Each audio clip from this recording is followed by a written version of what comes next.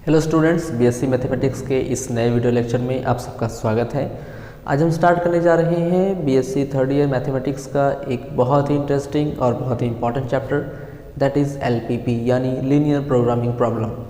और आज की इस वीडियो लेक्चर में हम पढ़ने वाले हैं कि कैसे हम ग्राफिकल मेथड की हेल्प से किसी एलपीपी प्रॉब्लम को सॉल्व कर सकते हैं। तो आइए देर न करते वीडियो को शुरू करते हैं। तो आज का जो हमारा मेथड होने वाला है, सबसे पहले आज हम पढ़ने वाले हैं ग्राफिकल मेथड कि ग्राफिकल मेथड की हेल्प से हम कैसे एलपीपी प्रॉब्लम को सॉल्व कर सकते हैं। तो इसका मैं पहले बता देता हूं कि कैसे जो है ग्राफिकल मेथड के थ्रू सॉल्व कैसे करते हैं। उसके बाद फिर हम एक एग्जांपल लेकर के आपको अच्छी तरह समझाएंगे कि कैसे किसी क्वेश्चन को हम सॉल्व करेंगे। तो ग्राफिकल मेथड सबसे पहले करते क्या है कि हमको एक फंक्शन दिया होगा z, जिसको हम कहते हैं ऑब्जेक्टिव फंक्शन। इसको कहते हैं हम लोग ऑब्जेक्टिव फंक्शन इसे कहते हैं। और इसी ऑब्जेक्टिव फंक्शन का हमको बताना रहेगा मिनिमम या मैक्सिमम वैल्यू। आपके क्वेश्चन में पूछा जा सकता है कि इसकी मिनिमम वैल्यू कितनी होगी या फिर पूछा जा सकता है कि मैक्सिमम वैल्यू कितनी होगी। उसके बाद अब इससे रिलेटेड कुछ कंस्ट्रेंट यानी कुछ कंडीशन दी होंगी, जिसे हम लोग कंस्ट्रेंट कहते हैं। कंस्ट्रेंट कुछ कंडीशन दी होगी, 2-3 ठो इक्वेशन दिया रहेगा। और वो सभी क्वेश्चन कैसे हो सकते हैं, वो सभी क्वेश्चन दिए रहेंगे इनइक्वालिटी में। जैसे कि मान लीजिए हमने फॉर एग्जांपल ले लिया 2x1 + x2 <= मान लीजिए हमने 5 ले लिया, और यहाँ पर ले लिया हमने x1 + 3x2 <= 7। इस तरह से कुछ कंस्ट्रेंट दिए रहेंगे। तो इन कंस्ट्रेंट को यूज़ करके और हमको बताना रहेगा कि जो z है, जो हमारा ऑब्जेक्टिव फंक्शन है, उसकी मैक्सिमम या मिनिमम वैल्यू कितनी होगी। ठीक है, तो इस तरह के क्वेश्चन को सॉल्व करने के लिए हम करते क्या है कि यहाँ पर सबसे पहले हम क्या करेंगे कि ये जो इनइक्वालिटी है, इस इनइक्वालिटी को हम बनाएंगे इक्वेशन में। इक्वेशन चेंज करने का मतलब कि यहाँ से लिख लेंगे, यहाँ से जब सॉल्यूशन शुरू करेंगे तो सबसे पहले हम जो हमारा कंस्ट्रेंट है इसको हम इस तरह से लिखेंगे कि 2x1 + x2 = 5। ये पहला इक्वेशन बन जाएगा। और दूसरा इक्वेशन हो जाएगा x1 + 3x2 = 7। तो यहाँ पर दो अलग अलग इक्वेशन बन जाएंगे। अब इन इक्वेशन का हम लोग क्या करेंगे कि ग्राफ ड्रॉ करेंगे। यहाँ पर इसका ग्राफ ड्रॉ करेंगे। किसी एक को मान लेंगे, हमने मान लिया इसको x1 और इसको मान लिया x2। तो x1 और x2 दो इक्वेशन का हम लोग उस पर ग्राफ ड्रॉ करेंगे। मान लेते हैं कि ग्राफ कुछ इस तरह से आ रहा है। मान लिया हमने ग्राफ ड्रॉ की, इस तरह से ग्राफ आ रहा है। ठीक है, अब देखिए कि इस ग्राफ से इन दोनों जो इक्वेशन का जो ग्राफ बना है, इस ग्राफ में कौन सा ऐसा रीजन है जो इन कंडीशन को फुलफिल कर रहा है, जो इन दोनों कंडीशन को फुलफिल कर रहा है। अब देख रहे हैं यहाँ पर हमारे पास रीजन कितने बन रहे हैं। एक बन रहा है ये रीजन, दूसरा ये छोटा वाला रीजन, तीसरा ये रीजन, और चौथा इस तरफ का रीजन। ठीक है, तो 4 अलग अलग रीजन यहाँ पे बन रहे हैं। तो हम देखेंगे कि कौन सा हमारा वाला रीजन ऐसा है जो इन कंडीशन को फुलफिल कर रहा है। ठीक है, तो मान लीजिए हमने ये वाला रीजन हमको मिला कि जो कि इस कंडीशन को फुलफिल कर रहा है। तो क्या करेंगे कि अब देखेंगे कि इस रीजन में कितने कॉर्नर पॉइंट हैं। तो यहाँ पर देखिए, जैसे ये वाला रीजन मिला तो यहाँ पर देख रहे हैं कि एक कॉर्नर पॉइंट ये है, दूसरा कॉर्नर पॉइंट ये, तीसरा कॉर्नर पॉइंट ये। तो 3 अलग अलग कॉर्नर पॉइंट है। अब इन कॉर्नर पॉइंट का निकालेंगे कोऑर्डिनेट, और फिर उन कोऑर्डिनेट, अगर कोऑर्डिनेट आता है तो वहाँ पर एक x1 की वैल्यू होगी, एक x2 की वैल्यू होगी। तो उन अलग अलग वैल्यूज़ पर क्या करेंगे कि z की वैल्यू निकालेंगे। अब z की वैल्यू निकालने पर देखेंगे कि कौन सा ऐसा पॉइंट है जिस पर देख रहे हैं कि क्या रहा है, z क्या हो जा रहा है। अब हमको मैक्सिमम निकालना है, मिनिमम निकालना होगा। तो जो पॉइंट रखेंगे तो पॉइंट से पता चल जाएगा कि कौन सा वाला ऐसा पॉइंट है जिस पर फंक्शन की वैल्यू मैक्सिमम मिल रही है या फिर मिनिमम मिल रही है। वही हमारा आंसर हो जाएगा, वही हो जाएगा हमारा x1 की वैल्यू और x2 की वैल्यू। तो इस तरह से हम सॉल्व करते हैं ग्राफिकल मेथड के क्वेश्चन को। तो आइए इसका एक एग्जांपल ले लेते हैं, उसके बाद अच्छी तरह से आपको क्लियर हो जाएगा कि कैसे हम ग्राफिकल मेथड की हेल्प से क्वेश्चन को सॉल्व करते हैं। तो ये हमारा क्वेश्चन है कि solve by graphical method the linear programming problem minimize z = 20x1 + 10x2 subject to the constraint x1 + 2x2 <= 40, 3x1 + x2 <= 30 and 4x1 + 3x2 <= 60। तो यहाँ पर ये z जो ऑब्जेक्टिव फंक्शन दिया हुआ है, इसकी मिनिमाइज वैल्यू बतानी है, और ये 3 यहाँ पर कंस्ट्रेंट दिए हुए हैं। तो सबसे पहले हम क्या करते हैं कि सबसे पहले हम सॉल्यूशन में स्टार्ट करेंगे। सबसे पहले हम तीनों क्या करेंगे, तीनों इक्वेशन का बनाएंगे हम। तीनों यहाँ पे कह सकते हैं इनइक्वालिटीज़ को चेंज करेंगे इक्वेशन में। इक्वेशन चेंज करने के लिए करते क्या है कि इस फंक्शन को, जैसे यहाँ पर ये दिया हुआ है x1 plus 2x2 less than equal to 40, तो हम यहाँ पे लिख लेंगे कि x1 plus 2x2 is equal to 40। तो ये पहला हो जाएगा इक्वेशन।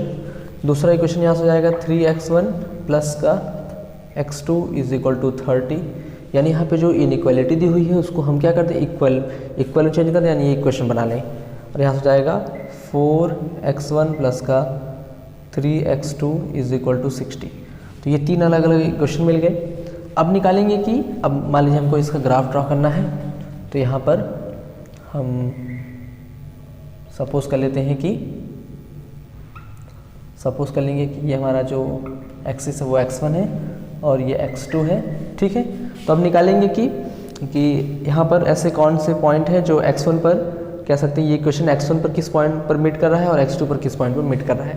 यानी कि एक बार पुट कर लें हम लोग, क्या एक बार पुट कर लेते हैं x1 को 0 पुट करेंगे तो जो इक्वेशन होगा, जो इंटरसेक्टिंग पॉइंट वो क्या होगा, x1 को 0 पुट करते हैं तो यहाँ से x2 की वैल्यू आएगी 20, यानी 0,20। ये पहला पॉइंट होगा जो कि होगा इस x2 एक्सिस पर, ठीक है। दूसरा करेंगे यहाँ पर, तो अब x2 को 0 पुट कर लेंगे, x1 के लिए कितनी आ जाएगी 40, यानी हो जाएगा ये 40,0। तो ये हो गया इसका इंटरसेक्टिंग पॉइंट। सेम ऐसे ही निकालेंगे इसका भी इंटरसेक्टिंग पॉइंट। तो यहाँ देखेंगे कि यहाँ पे अगर हम लोग पुट करते हैं x1 इज इक्वल टू 0, अगर x1 0 पुट करेंगे तो यहाँ से x2 इज इक्वल टू हो जाएगा 30, और x2 को 0 पुट करेंगे तो x1 इज इक्वल टू हो जाएगा कितना 10, तो ये हो जाएगा 10,0, ठीक है। हमने क्या किया कि x1 को 0 पुट किया तो x2 की वैल्यू आ गई 30, यानी 0,30, और x2 को 0 पुट किया तो देखिए x1 की वैल्यू कितनी आई है 10 आ गया, तो 10,0। ये इसका इंटरसेक्टिंग पॉइंट है, कह सकते हैं दोनों एक्सिस पर। और ये तीसरे वाले का हो जाएगा कि जब हम लोग क्या करेंगे कि x1 को 0 पुट करेंगे तो x2 की वैल्यू आएगी, यहाँ पर कह सकते हैं कि डिवाइड करेंगे 20 आ जाएगा, यानी हो जाएगा 0,20। और जब x2 को 0 पुट करेंगे तो x1 की वैल्यू आ जाएगी 15, यानी कि 15,0। तो ये हो गया इसके इंटरसेक्टिंग पॉइंट। अब यहाँ से क्या करेंगे कि इन्हीं पॉइंट को लेते हुए हम यहाँ पे इसका ग्राफ ड्रॉ करेंगे, ठीक है। तो इसको थोड़ा सा हम सही से बना लेते हैं।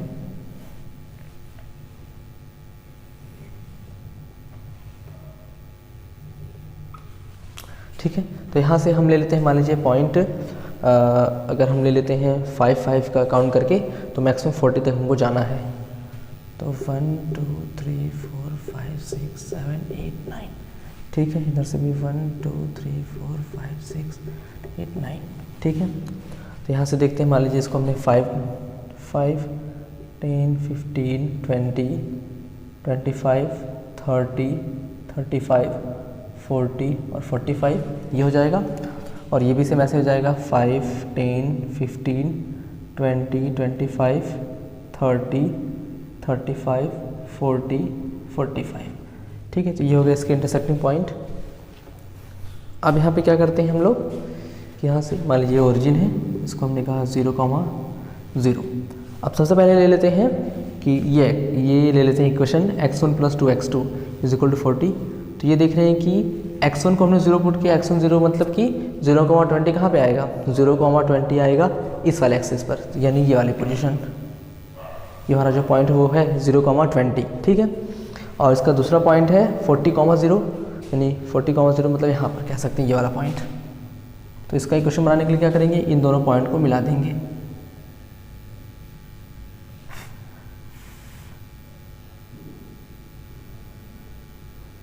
इस तरह से, ठीक है। तो ये हो जाएगा इसका, ये इक्वेशन जो मिलेगा ये होगा इक्वेशन, इस लाइन का इक्वेशन है x1 plus 2x2 is equal to 40, यानी हो जाएगा कितना, ये हो जाएगा x1 plus 2x2 is equal to 40, ठीक है। अभी हम केवल इसका ग्राफ बना रहे हैं।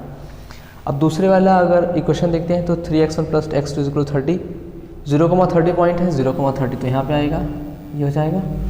और दूसरा है 10,0 मतलब यहाँ पे हो जाएगा। तो यानी ये इस तरह से जाएगा कुछ,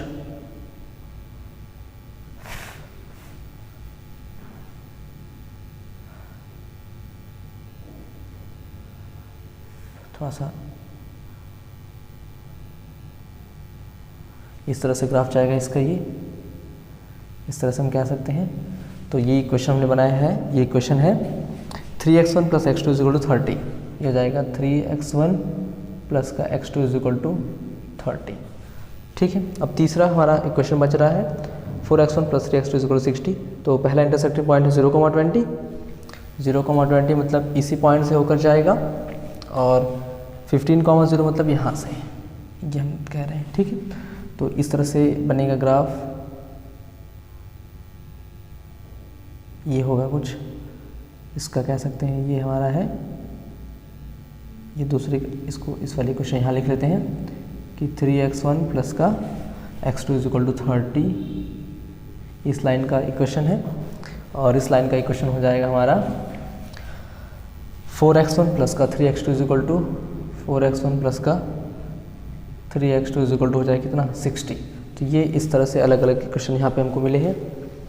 अब हमको देखना है कि अब तो हमने इसका क्या किया कि पहले जो कंस्ट्रेंट थे उसको इक्वेशन में चेंज करके यहाँ पे इसका ग्राफ बना लिए। ठीक है, अब हमको देखना है कि इसमें कौन सा ऐसा रीजन है जो इन कंडीशन को फुलफिल कर रहा है, इस कंडीशन से बाउंड हुआ है। ठीक है, तो देख रहे हैं यहाँ पर, देखिए कितना रीजन मिल रहा है, एक रीजन ये 1 2 3 4 5 और 6, कुल 6 रीजन है। ठीक है, अब इसमें से कौन सा वाला ऐसा रीजन है जो हमारी सारी कंडीशन को फुलफिल कर रहा है।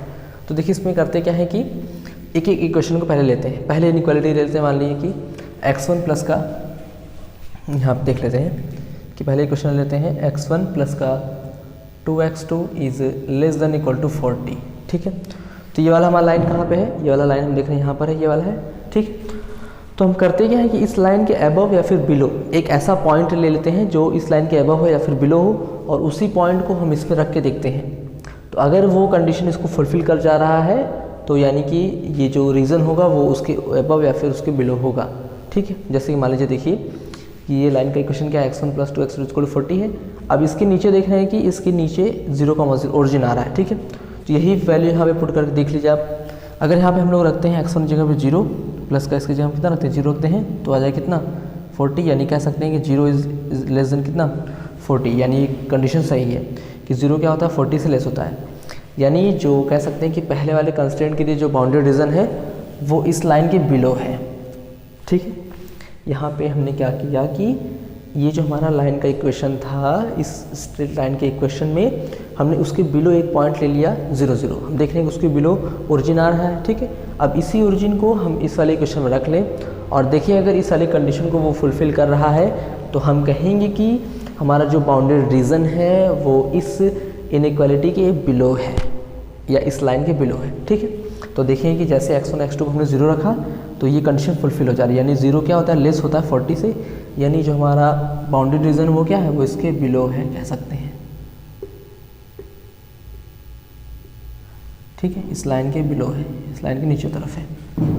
अब दूसरा इक्वेशन उठाते हैं सही, तो दूसरा इक्वेशन क्या हमारा है, दूसरा इक्वेशन हमारा है कि 3x2 3x1 प्लस का x2 is equal to 30, sorry greater than equal to 30,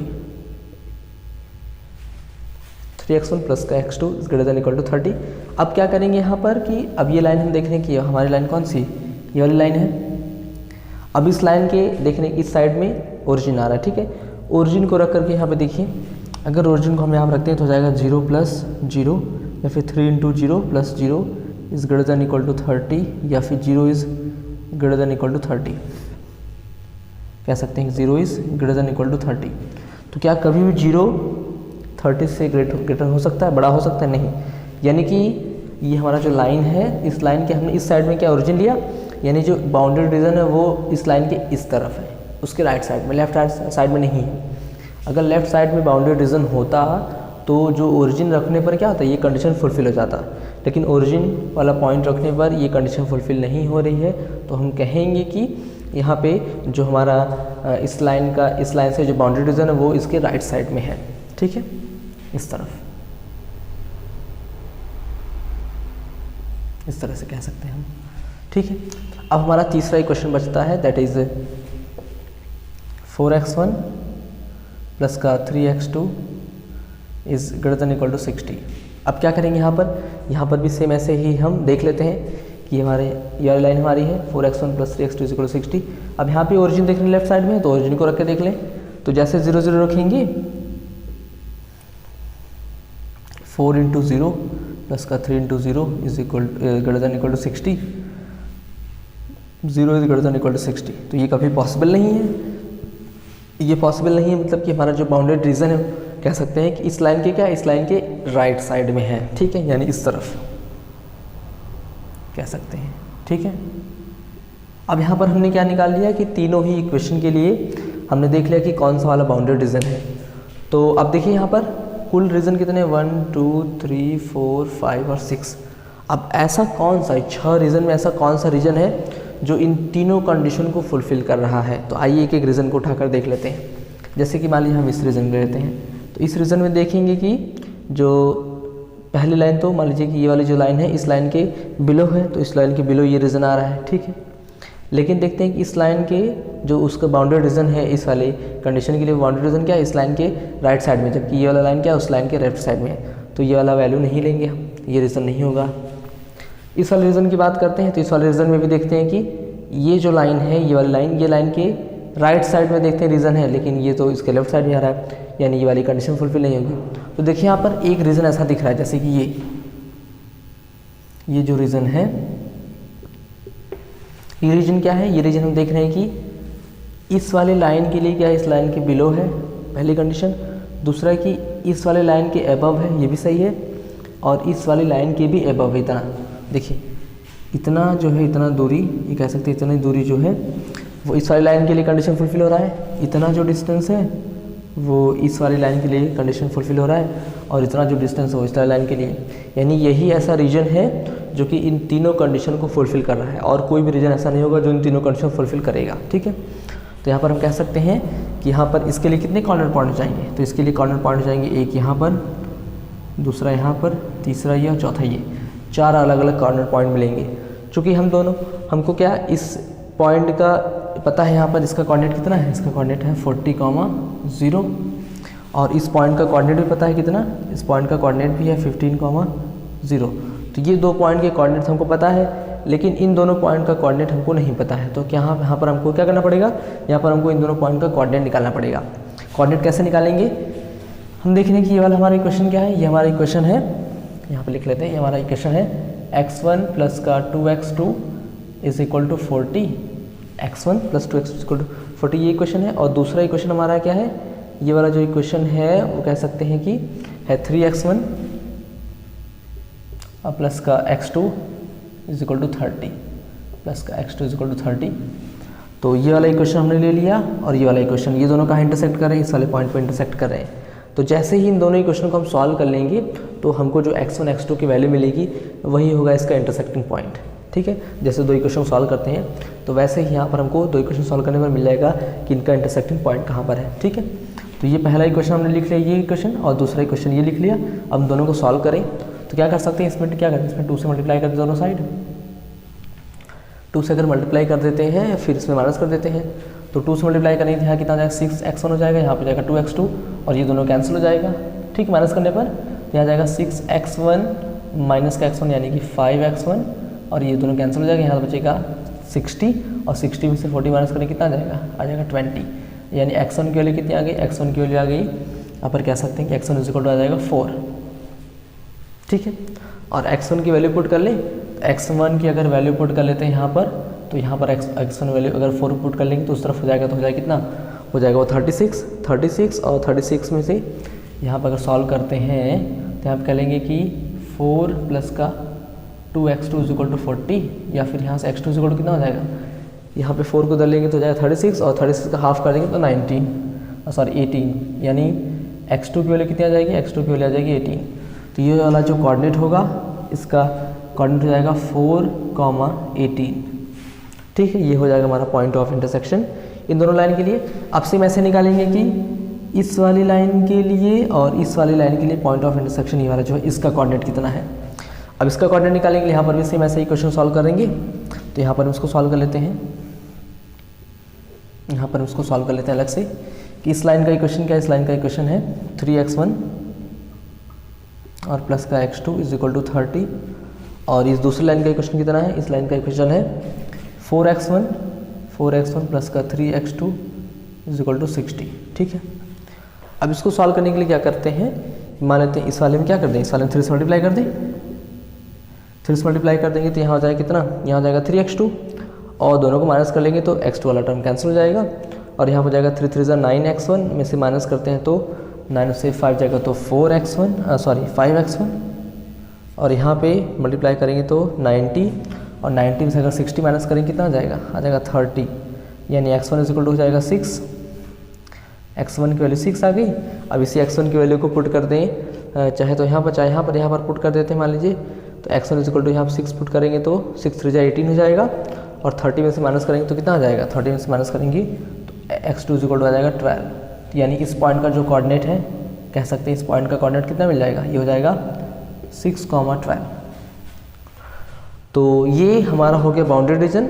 और बाउंड्री रीजन से रिलेटेड 4 अलग अलग हमारे पॉइंट दिख रहे हैं। मान लीजिए इस पॉइंट का नाम देते हैं A, इस पॉइंट का नाम देते हैं मान लीजिए B और ये पॉइंट हो गया मान लीजिए C, हमने इसको कहा C 15,0 और इस पॉइंट को हमने मान लीजिए कहा D। ठीक है, तो 4 हमारे कोऑर्डिनेट पॉइंट हो गए।